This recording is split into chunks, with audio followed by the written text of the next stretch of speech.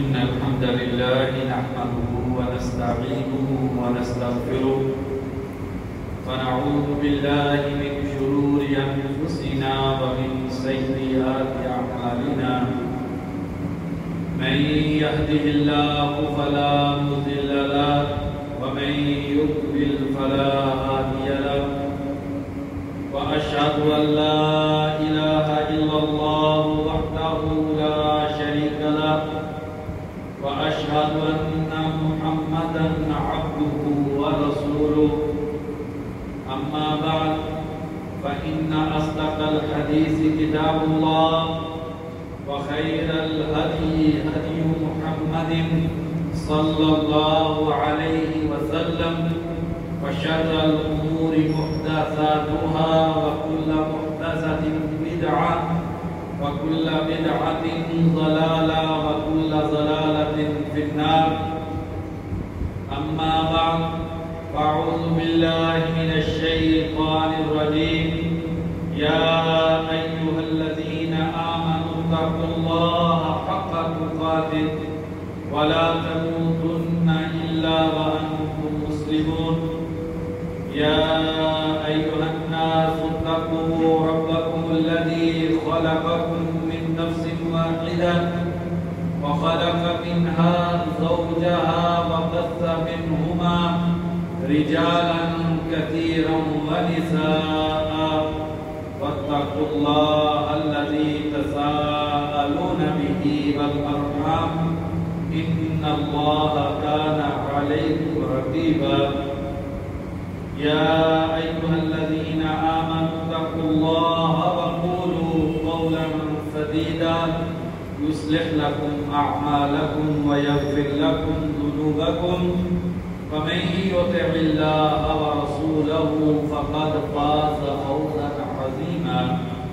أما بعد فأعوذ بالله من الشيطان الرجيم ظهر الفساد في البر والبحر بما كسبت أيدي الناس ليذيقهم بعد الذي عملوا لعلهم يرجعون. ہر قسم کی حمد و ثنا، تسبیح و تحمید، بڑائی، کبریائی اللہ احکام الحاکمین کے لیے، جس ذات باری تعالیٰ نے انسان جب اپنی ماں کے پیٹ میں ہوتا ہے تو وہ ذات باری تعالیٰ اس کی روزی، اس کی موت تک کتنی اس کو ملنی ہے وہ ذات باری تعالیٰ وہ روزی مقرر کر دیتی ہے. انگنت لاکھ درود و سلام ہو نبی اکرم صلی اللہ علیہ وسلم کی ذات اقدس پہ کہ جنہوں نے انسان کو اس دنیا میں برکتوں بھری، دل کے سکون اور اطمینان والی زندگی گزارنے کا عزت والا رستہ بتلایا. کروڑوں رحمتیں ہوں صحابہ کرام پر، تابعین نظام پر، محدثین کرام پر، جنہوں نے دنیا کی زندگی کیسے گزارنی چاہیے اس سلسلے میں انسانیت کے سامنے بڑی شاندار مثالیں چھوڑی ہیں. پیارے ایمان والے بھائیوں، میرے اور آپ کے پیارے خالق مالک اللہ احکم الحاکمین کا ایک فرمان میں نے آپ بھائیوں کے سامنے پڑھا ہے، جس میں مجھ کو اور آپ کو ہمارے خالق مخاطب کر کے فرماتے ہیں کہ ظاہر الفساد فی البر والبحر، زمین اور سمندر میں جو تباہ و بربادی کے اثرات نظر آتے ہیں، یہ جو دنیا کی زندگی میں پریشانیاں، مصیبتیں، رزق کی تنگی، سسکتی ہوئی انسانیت اور سمندر میں عذاب، ہولناکیاں، خرابیاں، بربادیاں اور تباہیاں جو نظر آتی ہیں، ظہر الفساد فی البر والبحر، زمین اور سمندر کے اندر تباہی و بربادی چھا گئی، بما کسبت ایدی الناس، اس وجہ سے کہ لوگوں نے برے کام کیے، برے کرتوت کیے، ان کی بدعمالیوں کی وجہ سے زمین بھی تباہی کے اندر آ گئی، تباہی کے گھیرے میں آ گئی، اور سمندر جو ہے وہ بھی تباہی کا آئینہ دھار بن گئے۔ لِيُذِيقَهُمْ بَعْضَ الَّذِي عَمِلُوا،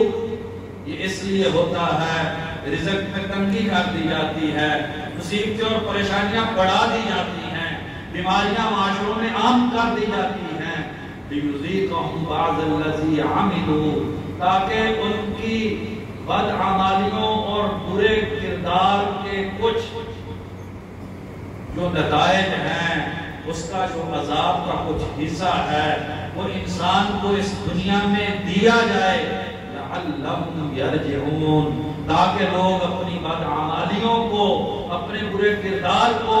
اپنی گناہوں والی زندگی کو، اللہ اور اللہ کے رسول کی نافرمانی کو چھوڑ کے، لَعَلَّهُمْ يَرْجِعُونَ، لوگ توبہ کر لیں، لوگ اللہ کی طرف لوٹ آئیں، لوگ اپنے ضمیروں کو جھنجھوڑ کے، جو گناہ کی زندگی کو ترک اور ترک کر کے، اللہ کے دربار میں آ کے اپنے گناہوں کی معافی مانگ لیں۔ عزیز بھائیو، اس آیت کریمہ میں، اس دنیا میں انسان کے لیے جو پریشانی آتی ہے، اس کا سبب انسان کے برے اعمال کو قرار دیا گیا ہے۔ اور اسی طریقے سے اللہ تبارک و تعالیٰ قرآن مجید میں دوسری جگہ پر ارشاد فرماتے ہیں، وَمَا أَصَابَكُم مِّن مُّصِیبَةٍ فَبِمَا كَسَبَتْ أَیْدِیکُم، یہ جو تم پہ مصیبتوں کے پہاڑ ٹوٹتے ہیں، یہ جو تمہاری روزی تم پہ تنگ کر دی جاتی ہے، یہ جو تمہارے کارخانے، فیکٹریاں اور تمہاری جو مشینری ہونے کے باوجود تمہارے پاس لیبر بھی پوری ہے اور مشینری بھی اچھی ہے، لیکن تم پہ رزق کا جو دائرہ ہے وہ کم کر دیا جاتا ہے، تمہاری روزی کو کھینچ لیا جاتا ہے۔ پھر انسانیت جب روزی کی تنگی سے بلبلاتی ہے، جب لوگ سسکنا شروع ہو جاتے ہیں، وجہ ہوتی ہے وَبِمَا كَسَبَتْ أَیْدِیکُم، وجہ یہ ہے کہ تمہارے ہاتھوں نے پورے کام کیے ہیں، تم نے اللہ کی نافرمانی اس قدر کی کہ اللہ تبارک و تعالیٰ نے اپنی نعمتیں تم سے چھین لی، اور پھر تمہاری زندگی تم پہ تنگ ہو جاتی ہے۔ وَمَنْ أَعْرَضَ عَنْ ذِکْرِی فَإِنَّ لَهُ مَعِیشَةً ضَنْکًا، جو ہماری یاد سے منہ موڑ لیتا ہے، جسے مسجد میں سکون نہیں ملتا ہے، جسے مدرسے کی چار دیواری جو ہے وہ اس کے دل کے سکون کا باعث نہیں بنتی ہے، جسے اللہ کا قرآن جو ہے وہ سکون عطا نہیں کرتا ہے، جس انسان کا مسجد مدرسے اور قرآن سے اعتقاد اٹھ جاتا ہے، ومن اعرض عن ذکری، جو ہماری یاد سے منہ موڑ لیتے ہیں، جنہیں قرآن سے ہدایت لینے کی توفیق نہیں ملتی ہے، جو لوگ جو ہے ہمارے قرآن اور دستور حیات سے اعراض کر لیتے ہیں، منہ موڑ لیتے ہیں،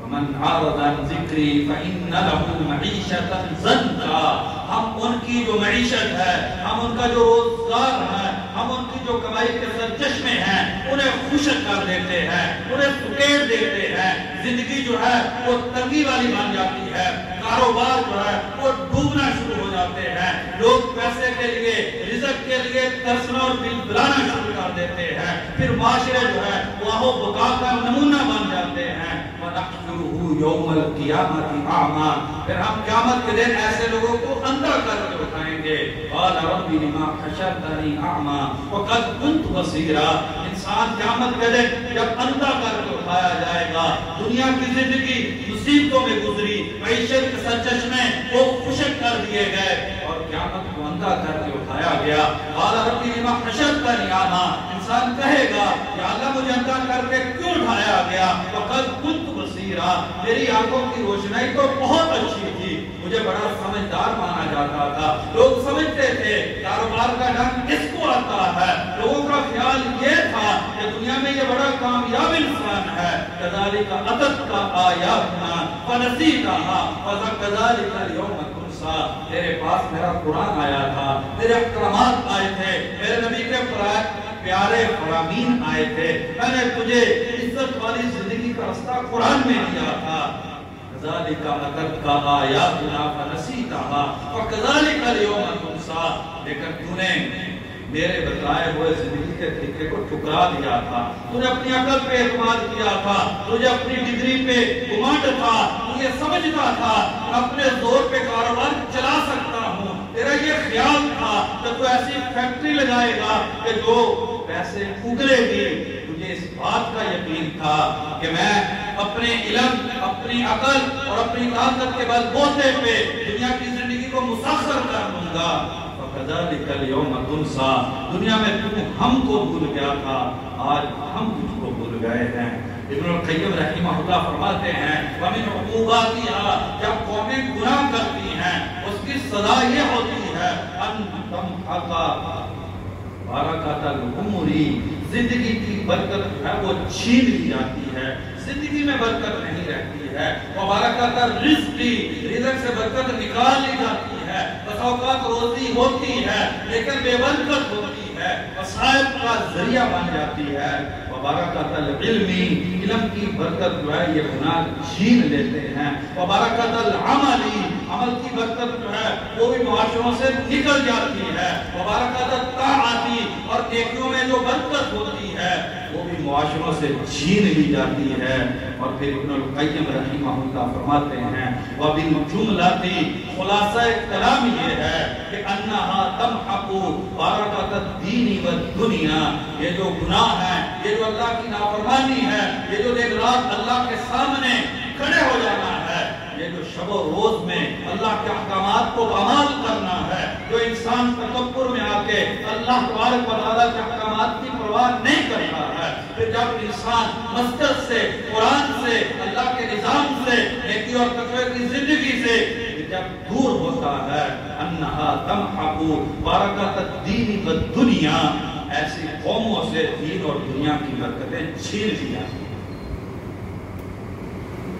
انسان یہ سمجھتا ہے کہ یہ فلاں کا گناہ ہے جس کی وجہ سے اس وقت ملک جو ہے وہ معیشی طور پہ کمزور ہوتا جا رہا ہے، ہماری معیشت جو ہے وہ تنگ ہوتی جا رہی ہے۔ بس اوقات انسان یہ سمجھ بیٹھتا ہے شاید یہ صرف حکمرانوں کے گناہ ہیں جس کی وجہ سے معیشت جو ہے وہ تنگ ہوتی جا رہی ہے، روزی جو ہے اس کو حاصل کرنا مشکل ہوتا جا رہا ہے۔ ہم جو ہے یہ ساری بات حکمرانوں پہ ڈال دیتے ہیں، یقیناً ان کے بھی گناہ ہیں، لیکن بھائیو یہ جو معیشی تنگی کا سیلاب ہے، یہ جو کاروبار میں تنگدستی ہے، یہ جو ہم روزی کے معاملے میں دل بلا رہے ہیں، یہ جو ہماری فیکٹریاں بند ہو رہی ہیں، اللہ کی قسم اس کا سب سے بڑا سبب میں اور آپ ہیں، ہمارے گناہ ہیں۔ ہم جو ہے صحیح تجزیہ کرنے کی بجائے اس سارے نتائج کو حکمرانوں پہ ڈال دیتے ہیں اور اپنے گریبان میں جھانکنے کی کوشش نہیں کرتے ہیں۔ نبی اکرم صلی اللہ علیہ وسلم نے فرمایا ما ظہر فی قوم الزنا او الربا الا احلوا علی انفسهم عذاب اللہ۔ مسند ابی یعلا کی حدیث ہے، شیخ البانی رحمہ اللہ نے اس حدیث کو حسن قرار دیا ہے کہ نبی اکرم صلی اللہ علیہ وسلم نے فرمایا جب کسی معاشرے میں زنا اور سود عام ہو جاتا ہے، ذرا غور کیجئے کون سا گھر ہے جو سود سے پاک ہے، نمازی نماز پڑھنے والا لیکن سود کی لپیٹ میں ہے، حج کرنے والا وہ بھی سودی کاروبار لین دین کرتا ہے، معاشرے کے کردار کی تشکیل کرنے والا استاد کالج یونیورسٹی کا جو پروفیسر ہے وہ بھی سود کا کام کرتا ہے۔ اور میں نے اور آپ نے اپنی اولادوں کی رگوں میں اس میڈیا کے ذریعے بدکاری، فحاشی، عریانی کا ایسا زہر ڈال دیا ہے، اگر اس کا نتیجہ یہ نہ نکلتا تو اور کیا نکلتا۔ ما ظہر فی قوم، کسی بھی قوم میں جب ظاہر ہو جاتے ہیں الزنا و الربا، زنا اور سود الا حلوا علی انفسهم عذاب اللہ، وہ اپنے آپ پہ اللہ کے عذاب کو حلال کر لیتے ہیں۔ جب پوری قوم سود میں ڈوب جاتی ہے اور جب پورا معاشرہ بھوکے بیڑیوں کی طرح اپنی ہی قوم کی بچیوں کی عزت کا نیلام کرنے والا بن جائے، جب قوم کے محافظ بچوں کی عزت کے ڈاکو بن جائے، تو پھر ایسے لوگوں پہ اللہ کا عذاب نہ آئے تو پھر کیا ہوگا؟ پھر فیکٹریاں بند کیوں نہ ہو، پھر رزق سے روزی کیوں نہ اٹھے؟ بھائی ذرا درد دل سے سوچ کس قدر مسلمان آج سود کی لعنت میں پھنسے ہوئے ہیں اور کیسے فحاشی اور عریانی ہر گھر میں داخل ہو گئی ہے۔ وہی نگاہیں جو قرآن پڑھتی ہے، وہی زبان جو اللہ کا ذکر کرتی ہے، اچھے دیندار گھروں میں اس موبائل نے، اس میڈیا نے غیرت کا ایسا جنازہ نکال دیا ہے کہ نہ بچی کے کردار میں حیا باقی رہی، اور وہ نوجوان کہ ایک اس بچی کی عزت کے لیے ایک عورت کی شرم و حیا کی چادر کو اگر کسی نے کھینچا تھا تو مسلمان نوجوان حکومتوں کی حکومتیں گرا دیا کرتے تھے اور اس وقت دنیا کا نقشہ تبدیل کر دیا جاتا تھا۔ آج ذرا دیکھیے معاشرے میں نگاہ دوڑا کے ہر گھر کا جو بچہ ہے اپنی ہی بہن کی عزت کا ڈاکو بنا ہوا ہے، اس کی وجہ سے اگر معیشت تنگ نہ ہو اور انسانیت جو ہے وہ رزق کی تنگی کے عذاب میں مبتلا نہ ہوگی، بھائیو بتائیے پھر اس سے علاوہ اور عذاب ہمیں کیا آ سکتا تھا؟ ابو سعید خدری رضی اللہ عنہ بیان کرتے ہیں، بخاری اور مسلم کی حدیث ہے، من یاخذ مالا بغیر حقہ، جو انسان حرام کماتا ہے، ذرا سوچئے معاشرے میں حرام کتنا کمایا جاتا ہے، جو سگریٹ بیچ کے کماتا ہے حرام کماتا ہے، جو گاڑی مونڈ کے پیسے کماتا ہے حرام کماتا ہے، جھوٹ بول کے جو کاروبار کرتا ہے حرام کماتا ہے۔ اس قدر حرام کمائی کے ذرائع ہیں، جو ملازم اپنی ڈیوٹی پوری نہیں کرتا لیکن پیسے لے رہا ہے، حرام لے رہا ہے، رشوت کس قدر عام ہے، عدل جو ہے وہ بکتا ہے، سرے بازار بکتا ہے، عدالتیں قانون کو فروخت کرتی ہیں، اور جب جو ہے من یاخذ مالا بغیر حقہ، جب قومیں حرام کھانا شروع کر دیتی ہیں، جب حق لینے کے لیے انسان جو ہے وہ گھٹنے ٹیکنے پہ مجبور ہو جاتا ہے، اپنا حق لینے کے لیے اپنے حق تک پہنچنے کے لیے جب حرام دینا پڑتا ہے، جب قوم عدل و انصاف سے عاری ہو جاتی ہے، ہم میں سے ہر وہ سود میں مبتلا ہے، فحاشی اور ریادی میں مبتلا ہے، میری اور آپ کا کاروبار جو ہے اس کے اندر بہت سارے بھائی جو وہ حرام کھا رہے ہیں، اور ہم یہ چاہتے ہیں میں رشوت کی لوں، میں رشوت دوں بھی، میں سود کھاؤں بھی، میں سود کھلاؤں بھی، میں عدل کو بیچوں بھی، میں عدل کو خریدوں بھی، پوری کی پوری قوم جو ہے وہ اس طرح کے گناہوں میں مبتلا ہو، لیکن جو حکمران وقت ہے اسے عادل ہونا چاہیے، اسے امین ہونا چاہیے، اسے رشوت نہیں لینی چاہیے، پوری قوم جو ہے اس کو سود کھانا چاہیے، لیکن حکمران جو ہے اسے عادل ہونا چاہیے، اسے صرف حلال کھانا چاہیے۔ ایسا نہیں ہوتا بھائیو، اعمالکم مالکم، جیسے تمہارے کرتوت ہوں گے ویسے ہی تمہارے حکمران ہوں گے۔ اگر ہم یہ چاہتے ہیں کہ ہماری حکومتیں بدلے، ان کی روش اور کردار بدلے، طرز عمل بدلے، زندگی بدلے، شب و روز بدلے، اگر میں اور آپ یہ چاہتے ہیں کہ معاشرت بدلے، معیشت بدلے، سیاست بدلے، اگر ہم یہ چاہتے ہیں کہ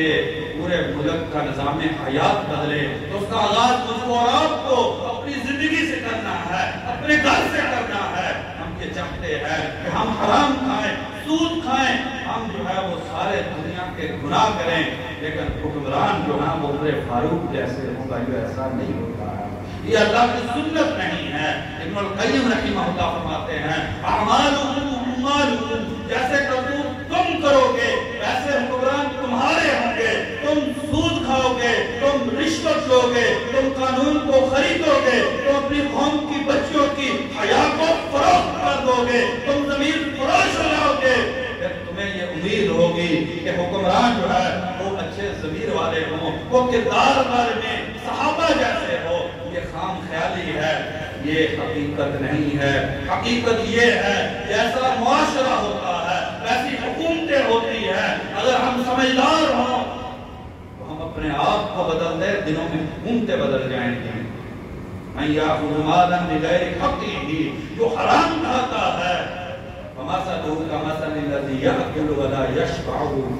بخاری مسلم کی حدیث ہے، وہ ایسے ہی ہے جیسے ایک انسان کھاتا جائے اور اس کا پیٹ بھرے نہ، اسی طریقے سے جو حرام کما لیتا ہے، پھر حرام جب کسی گھر میں آ جاتا ہے، جب حرام کو کسی آنگن میں جگہ مل جاتی ہے، پھر اس گھر سے مصیبتیں کوئی نہیں نکال سکتا۔ حکیم بن حزام رضی اللہ عنہ بیان کرتے ہیں، یہ بھی بخاری اور مسلم کی حدیث ہے، ان ھذا المال حلوۃ خضرۃ، یہ میرے اور آپ کے پیارے نبی اکرم صلی اللہ علیہ وسلم نے فرمایا تھا، اور اللہ کی قسم ہے یہ قرآن مجید کے بعد اس کائنات کی سب سے صحیح ترین کتاب بخاری اور مسلم کی حدیث ہے۔ ان ھذا المال حلوۃ خضرۃ، یہ مال بڑا رنگین ہے، اس میں چاشنی ہے، اس میں لذت ہے، لیکن من اخذہ باشراف نفس لم یبارک له فیہ،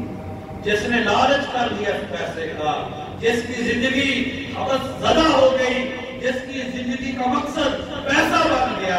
ذرا بھائیو سوچئے میری اور آپ کی زندگی کا مقصد کیا ہے؟ کیا وہی مقصد ہے جو نبی اکرم صلی اللہ علیہ وسلم اور صحابہ کی زندگی کا مقصد تھا؟ کیا میری اور آپ کی زندگی کا وہی مقصد ہے؟ صحابہ کے پاس مالی تنگی ضرور تھی،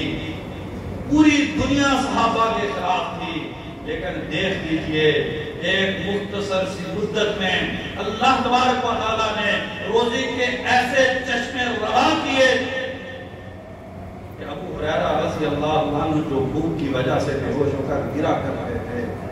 ایک مرتبہ ہاتھ میں ریشمی کپڑا پکڑے ہوئے ہیں اور ناک کو اسے صاف کرتے ہیں اور کہتے ہیں ابو ہریرہ ایک وقت وہ تھا کہ بھوک کی وجہ سے بے ہوش ہو کر گر جاتے تھے، آج وہی ابو ہریرہ رضی اللہ عنہ مدینہ المنورہ مدینہ الرسول کے گورنر ہیں. ہم نے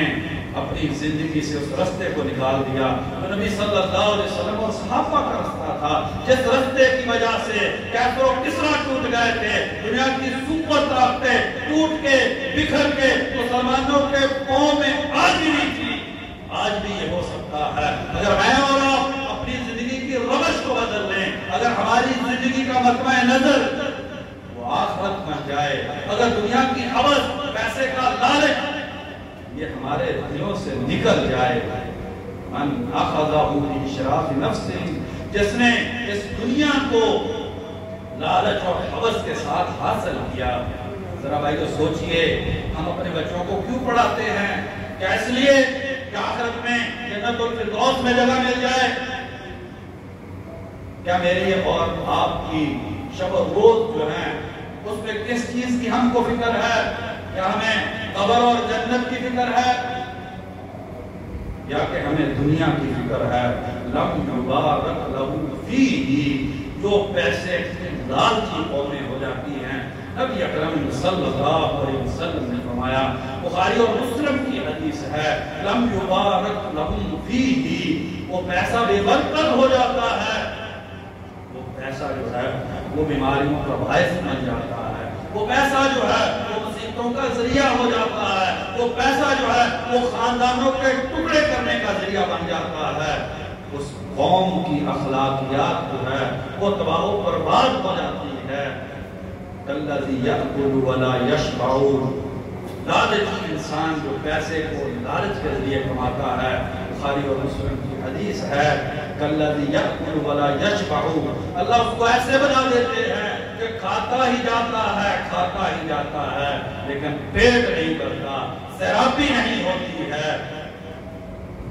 اور اسی طریقے سے سیدنا ابو ہریرہ رضی اللہ عنہ بیان کرتے ہیں، یہ بھی بخاری اور مسلم کی حدیث ہے. ذرا بھائیو تنہائی میں جا کے سوچئے گا اس حدیث کو،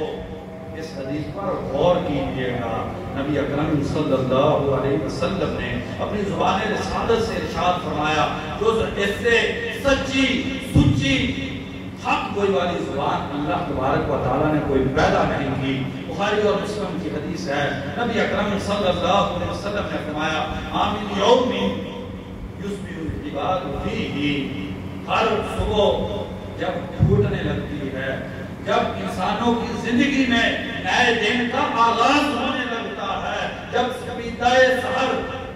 طلوع ہونے لگتا ہے، الا ملکان ینزلان، ہر صبح دو فرشتے آتے ہیں، کیا کہتے ہیں؟ اللہم آتی منفقا خلفا، یا اللہ جو تیرے رستے میں خرچ کرتا ہے، جسے مسجد کی آبادی کی فکر ہے، جس کی سوچ یہ ہے کہ اللہ کی دین کی تعلیم کے جو ادارے اور مراکز ہیں انہیں مضبوط ہونا چاہیے، جو یہ سوچتے ہیں کہ معاشرے کے جو یتیم بچے ہیں ہمیں ان کا سہارا بننا ہے، جو معاشرے کی بیوائیں ہیں ہمیں ان کا آسرا بننا ہے، جو غریبوں کے لیے، تنگ دستوں کے لیے، معاشرے کے کمزور لوگوں کا سہارا بننے کے لیے اللہ کے راستے میں خرچ کرتے ہیں، تو سحریوں کے وقت، تہجد کے وقت فرشتے دو دعا کرتے ہیں، ایک کہتا ہے اللہم آتی منفقا خلفا، یا اللہ جو تیرے رستے میں خرچ کرتا ہے اسے اور دے دے۔ کیا خیال ہے سحری کے وقت میں اور آپ سو رہے ہیں، لیکن اگر ہم اللہ کے رستے میں خرچ کرتے ہیں تو پھر فرشتے تہجد کے وقت میں اللہ سے دعا کرتے ہیں کہ یا اللہ یہ تیرے رستے میں خرچ کرنے والے ہیں، انہیں اور دے دے۔ دوسرا فرشتہ کہتا ہے آمین، اور پھر دعا یہ بھی ہوتی ہے اللہم آتی ممسکا طلبا، یا اللہ جو تیرے رستے میں خرچ نہیں کرتا، اپنی بیوی کا لباس خریدنے کے لیے مہنگے سے مہنگا لباس لیتا ہے، اس کی جوتے پہ بہت خرچ کرتا ہے، اپنی اولاد کی ناجائز اور جائز خواہشات کو پورا کرنے کے لیے بہت خرچ کرتا ہے، جو تو نے دیا ہے یہ مال تیری نعمت، تیری عطا، تیرا انعام، تیرا اعزاز، تیرا اکرام، یا اللہ یہ تیرا احسان، یہ مال تو نے دیا تھا اپنی بیوی اور بچوں کی جائز اور ناجائز خواہشات کو پورا کرنے کے لیے بہت خرچ کرتا ہے، لیکن یا اللہ تیرے دین کی سربلندی کے لیے، مسجد کی تعمیر کے لیے، دینی تعلیم کے مراکز کو پروان چڑھانے کے لیے، معاشرے کے یتیموں اور بیواؤں کا سہارا بننے کے لیے نہیں خرچ کرتا ہے۔ اللہم آتی ممسکا طلبا، یا اللہ اس کا مال جو ہے وہ تباہ و برباد کر دے۔ یہ تہجد کے وقت بھائیو یا دعا ہوتی ہے روزانہ یا بددعا ہوتی ہے۔ اب میں اور آپ تنہائی میں بیٹھ کے سوچ لیں کہ ہمارے لیے دعا ہوتی ہے یا کہ ہمارے لیے بددعا ہوتی ہے،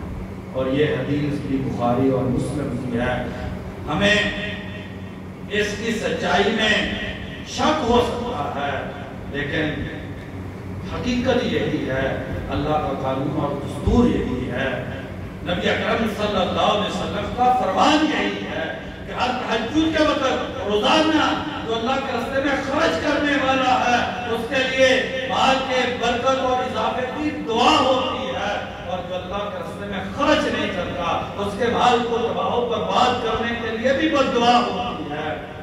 ذرا سوچئے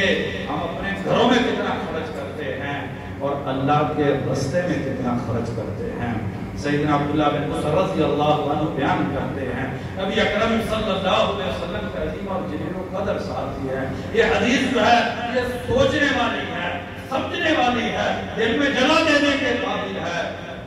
کہتے ہیں کہ نبی اکرم صلی اللہ علیہ وسلم وہ پیارے نبی جس سے مجھ کو رات کو محبت کا دعویٰ ہے،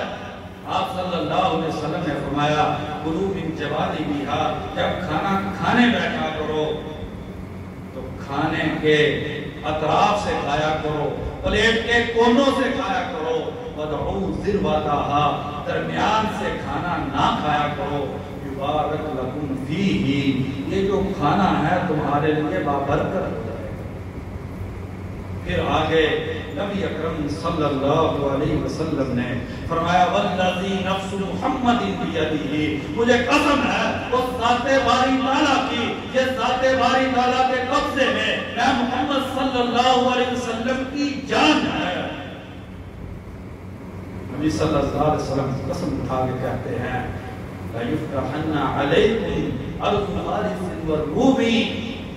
اللہ کی قسم جس خالق و مالک کے قبضے میں محمد کی جان ہے، میں قسم اٹھا کے کہتا ہوں ایک وقت آئے گا کہ یہ فارس اور روم، یہ کیسر و کسرا، ان کے ملک فتح کر کے مسلمانوں کو عطا کر دیے جائیں گے، حتی یکثر الطعام، کھانا مسلمانوں کے پاس بہت زیادہ ہو جائے گا، پیسے کی مسلمانوں کے پاس فراوانی ہو جائے گی، مسلمان کیسر و کسرا کی حکومت پہ قابض ہو جائیں گے، اور یکثر الطعام، کھانے بہت ہو جائیں گے، وَلَا يُذْكَرَ اسْمُ اللَّهِ عَلَيْهِ، لیکن کھانے پہ اللہ کا نام لینا چھوڑ دیا ہے۔ اب دیکھیے ہمارے گھروں میں ہم بچوں کو کیا کھانے کے بارے میں یہ تعلیم دیتے ہیں۔ نبی اکرم صلی اللہ علیہ وسلم بخاری شریف کی حدیث ہے، کھانے کے لیے بیٹھے، بچہ آیا، بائیں ہاتھ سے کھانا کھانے لگا، کھانے کے درمیان سے اٹھانے لگا۔ نبی اکرم صلی اللہ علیہ وسلم نے فرمایا یا غلام، اے بچے، سم اللہ، بسم اللہ پڑھ کے کھانا کھا۔ بتائیے ذرا، کیا ہمارے گھروں میں کھانے کے وقت میں ہم بسم اللہ پڑھتے ہیں؟ کیا ہم اپنے بچوں کو ایسی تعلیم گھر میں دے رہے ہیں کہ جس کی وجہ سے ہمارے بچے جب کھانے کے لیے بیٹھتے ہوں تو وہ بسم اللہ پڑھتے ہوں؟ یا غلام سم اللہ، اے بچے کھانا کھا رہے ہو، یہ اللہ کی نعمت ہے، یہ تمہاری محنت کا صلہ نہیں ہے، یہ اللہ کا خالص فضل اور احسان ہے، یہ اللہ نے تم کو عطا کیا ہے۔ اللہ کا نام لے کے کھاؤ، وَكُلْ بِيَمِينِكَ، دائیں ہاتھ سے کھاؤ۔ یہ جمعے کی نماز پڑھ کے بازار میں جاتے ہوئے بچوں کے ہاتھوں میں، ہمارے ہی بچے ہیں، کھانا دیکھیے دائیں ہاتھ میں ہوتا ہے یا بائیں ہاتھ میں؟ ایک ایک قدم پہ اللہ اور اللہ کے رسول کو چیلنج کر کے ہم زندگی گزاریں، اور پھر ہم کہیں کہ ہمارے کاروبار جو ہیں وہ ڈاؤن ہوتے جا رہے ہیں، مندہ بڑا ہے۔ پہلے روزانہ 6 لاکھ کماتے تھے، اب 30-40 ہزار پہ آ گئے ہیں، کیوں نہ ہو؟ سم اللہ، اللہ کا نام لے کے کھاؤ۔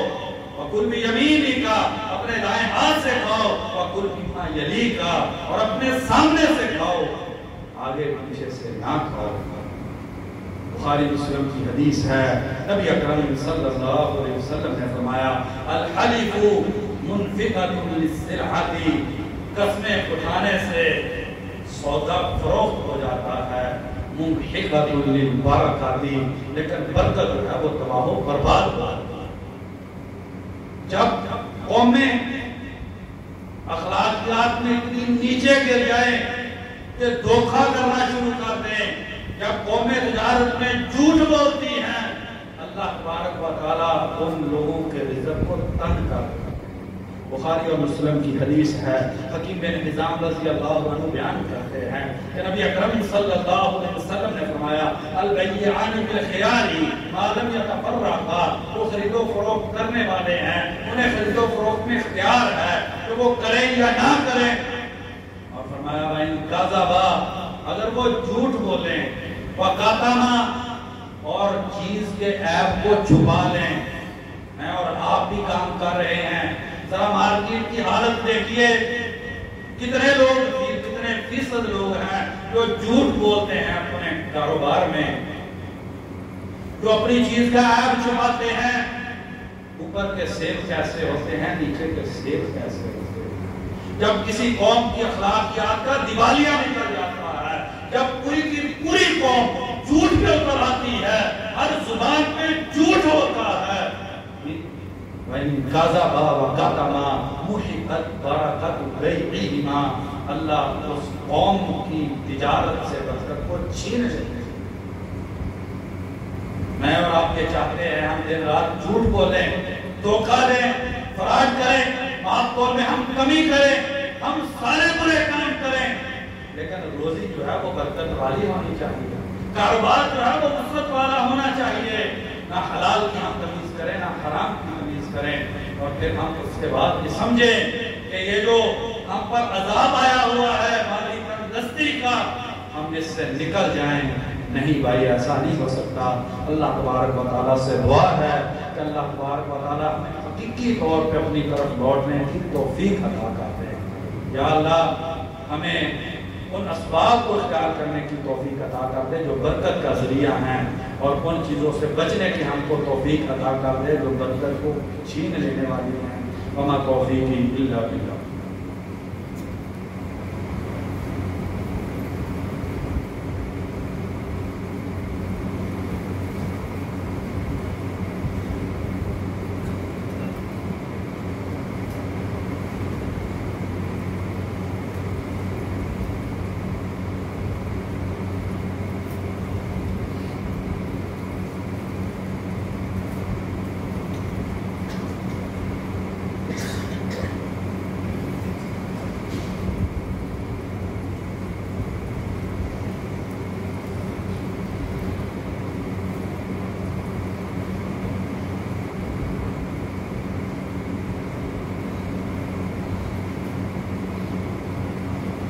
إن الحمد لله نحمده ونستعينه ونستغفره والصلاة والسلام على رسول الله أما بعد. عبداللہ بن عمر رضی اللہ عنہ بیان کرتے ہیں، سنن ابن ماجہ کی حدیث ہے، شیخ البانی رحمہ اللہ نے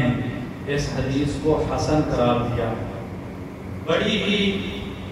موجودہ حالات میں رہنمائی کرنے والی حدیث ہے. جب میں اس حدیث کو پڑھ رہا تھا تو نبی اکرم صلی اللہ علیہ وسلم کی محبت اور عظمت دل میں بہت بڑھ رہی تھی کہ ہم قربان جائیں، صدقے جائیں اپنے اس پیارے نبی صلی اللہ علیہ وسلم پہ کہ جنہوں نے آج سے 1400 سال پہلے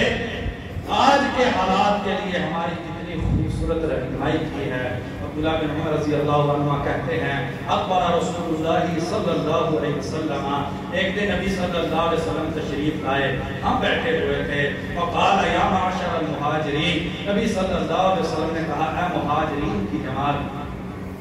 خمس اذا ابتلیتم بہن، 5 چیزیں جب تم میں آ جائیں، اعوذ باللہ ان تدرکوہن، اور میں اللہ کی پناہ مانگتا ہوں کہ وہ 5 چیزیں تم دیکھو. 5 چیزوں میں اگر تم گرفتار ہو جاؤ، اور میں اللہ سے پناہ مانگتا ہوں کہ تم ان چیزوں کو اپنی زندگی میں دیکھو. کیا ہے؟ لم يظهر الفاحشة في قوم قط حتى يعلنوا بها. بے حیائی، فحاشی، عریانی جب کسی قوم میں عام ہو جائے گی اور وہ سرے بازار بے حیائی کریں گے، محفلوں میں بے حیائی کے تذکرے ہوں گے، الا فشا بهم الطاعون والاوجاع،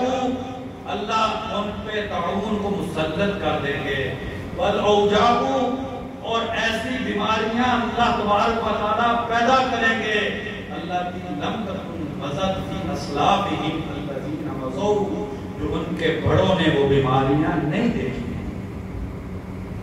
کیا آج ہم ان بیماریوں میں مبتلا نہیں ہیں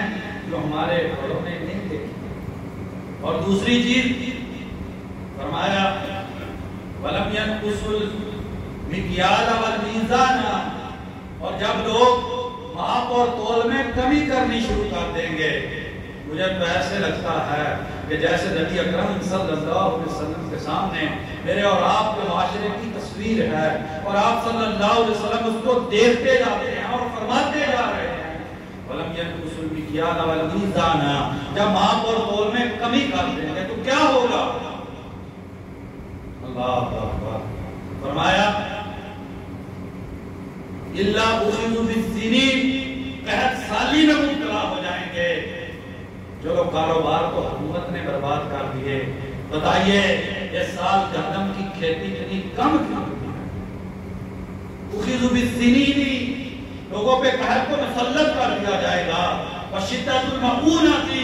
روزی جو ہے وہ تنگ کر دی جائے گی. وجور السلطان علیہم، اور ظالم حکمران ان پر مسلط کر دیا جائے گا. کیا ایسے نہیں ہے کہ میرے اور آپ کے معاشرے کو دیکھ کے نبی اکرم صلی اللہ علیہ وسلم کے سبق سنا رہے ہیں کہ قحط پڑ جائے گا، مال تنگ کر دیا جائے گا، اور حکمران ظالم مسلط کر دیے جائیں گے. اور تیسری چیز فرمایا وَلَمْ يُؤَدُّوا زَكَاةَ أَمْوَالِهِمْ، لوگ اپنے مالوں کی جب زکات نہیں دیں گے،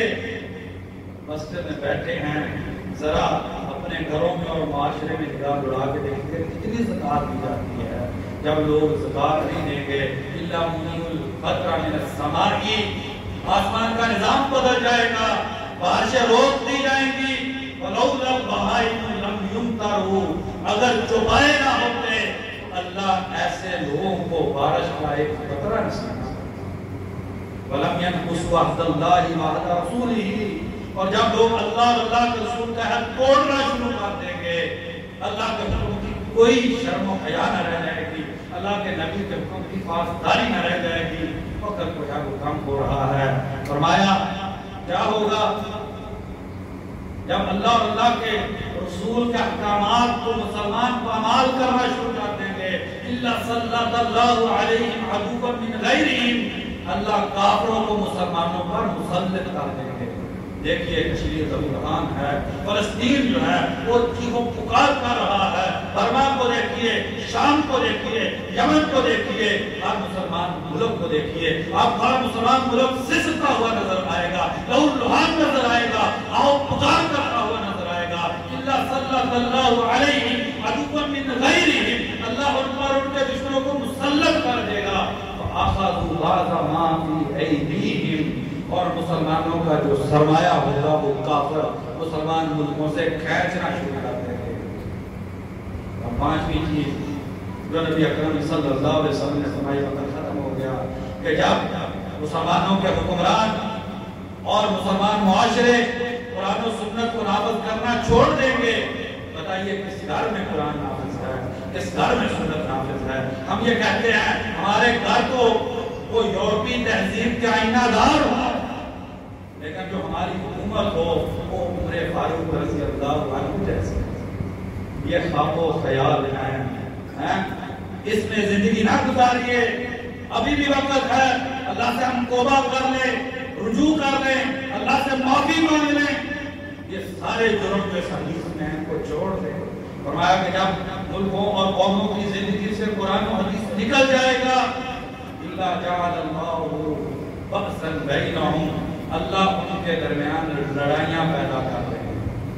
مسلمان کا دشمن ہو جائے گا، بھائی کا دشمن ہو جائے گا، ایک مسلمان ملک دوسرے مسلمان ملک کے خلاف رسے پیدار ہو جائے گا۔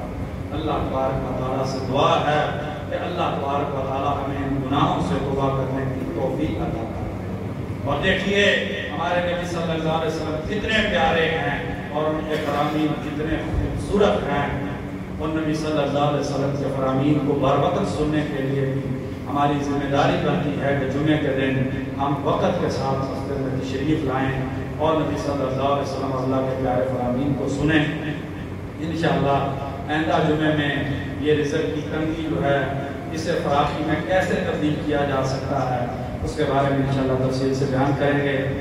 اللہ تبارک و تعالیٰ حق بات سمجھنے کی اور اس پر عمل پیرا ہونے کی توفیق عطا فرمائے۔ سبحان ربک رب العزة عما یصفون وسلام علی المرسلین والحمد للہ رب العالمین۔